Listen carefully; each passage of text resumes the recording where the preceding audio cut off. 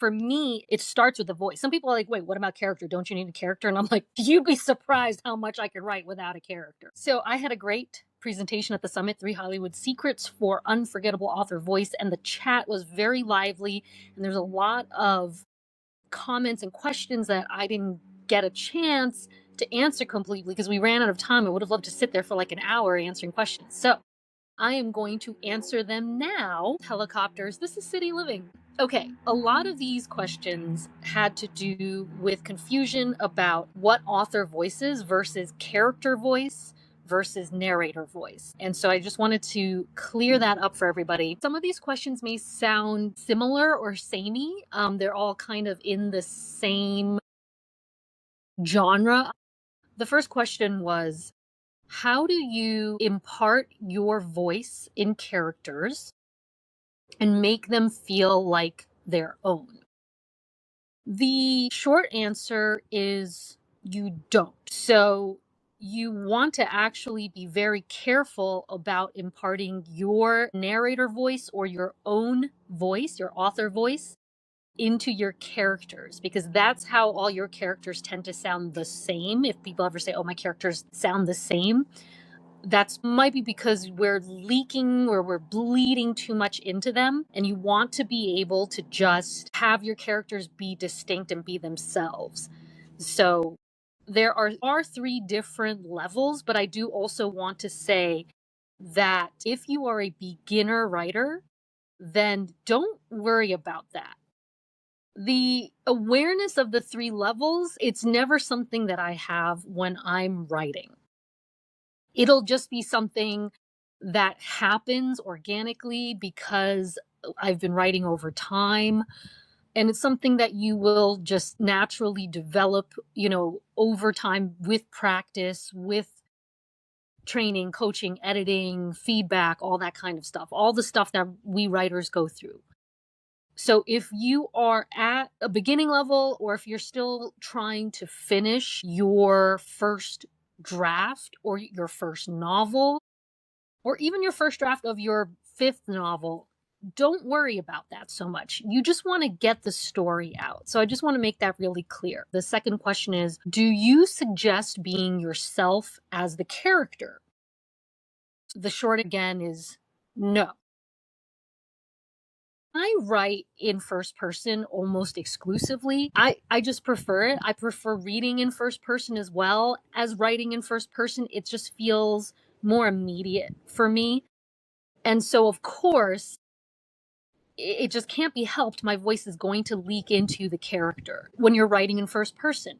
I have a very distinct point of view. And so I will choose characters who will have certain demographics that I share, whether that's racially, the same kinds of hurts and wounds and traumas, or the same kind of preferences, even if they live in some place totally different and thousands, okay, maybe not thousands, hundreds of years ago. Even so, they will speak differently.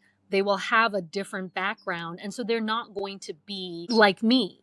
Even if I'm like, oh, I'm going to choose somebody who's around my age and also an Asian female, and all this stuff, and also American. And even if I choose that, it's not going to sound completely like me. So I would say, do not confuse yourself with the character. Try to just say this is the character, even if you're writing in first person. Of course, it gets blurred because, there are the self-inserts. Those of you who come from fan fiction will know that there's a self-insert where it's like, it's just me, then I put myself into this world. Like, okay, go you. But even then, try to separate yourself from the character. Third question is, my writing is always character driven. Do I even have an author voice? Yes, you do. You do. First of all, it's excellent that your writing is character driven because people love that. You need a character for somebody to relate to and to be able to follow. The writing that I'm currently teaching is character first writing. And so you want to have that character as the central guide to lead someone through your book. someone they can relate to, they can view the world through, they can have a lens with which to filter and understand the things that are happening in your book. So that's fantastic. You will, however, still have an author voice, especially since your character is going to be different. Even if you have one main character, you're going to have these side characters that are completely different, that are not you. So stick with that. The author voice is basically your unique writing style that can carry through. So the author voice will carry through to no matter what book you write. It will carry through into a Substack post, into your notes. Literally anything you write, that is your author voice. So the author voice will carry through no matter what. Don't worry about it. You have it. If you want to develop it, those of you who have picked up my 3 Hollywood Secrets workbook, the workbook will walk you through how to develop your author voice, but it's just you have it. Now, the narrator voice is a little bit different. The narrator voice is book specific or project specific. And so even if you're writing in first person, which I almost exclusively do, your narrator voice is going to be a lot different than your character voice. And you want it to be different because you don't want to have all your characters sound the same. So the character voice is the one that's almost the easiest to disambiguate from everything else because the character voice is exactly what it is. Your main character, your supporting characters, even your minor characters, the more distinct you can make them, the better. And that will also make them distinct from your narrator voice. Again, if you are at the beginning, entry level, you're just trying to finish a novel, you're just trying to get your book done, maybe it's even your first book, do not worry about these 3 voices. Just get the book done. You can go back in revision and worry about everything later. You can clean up your dialogue. You can punch up your character voices. Your characters you might even kill them off. You might even combine characters. So don't worry so much about getting that at this stage. I would first just worry about finishing and do whatever you have to do to finish. Then as you're revising, you can deal with that more. For those of you who maybe have a little bit more experience with writing, sometimes the voice can help you get started. So for me, I cannot write if I don't have the voice in my head. This is going to sound deranged to plotters. Most pantsers sound insane to plotters. I could have like a great premise. I could have a hook that I'm like, oh, this is going to sell. I could have the hookiest of hooks. But if I don't have a voice in my head, I can't get started. I don't even know how to get started. I don't know where the story is. For me, it starts with a voice. Some people are like, wait, what about character? Don't you need a character? And I'm like, you'd be surprised how much I could write without a character.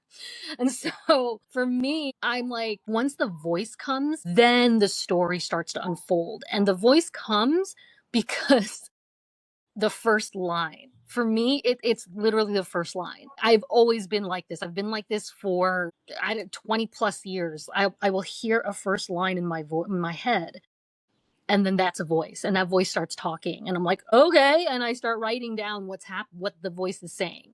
And a lot of people really don't like what I'm saying. I've heard people be like, oh, this voice flows through me. That's a mess. I'm like, yeah, well, maybe it comes out a mess. I don't know. But some of us just write like that. And so the pantsers of you guys who write like that, the voice will really help you if you can just like click onto a voice. And sometimes the voice develops too as you go. Thank you for tuning in to part 1 of the questions. We have so many more questions that I have answered and some good stuff about applications and my own story. So subscribe and stay tuned for the next episode. I'll see you then.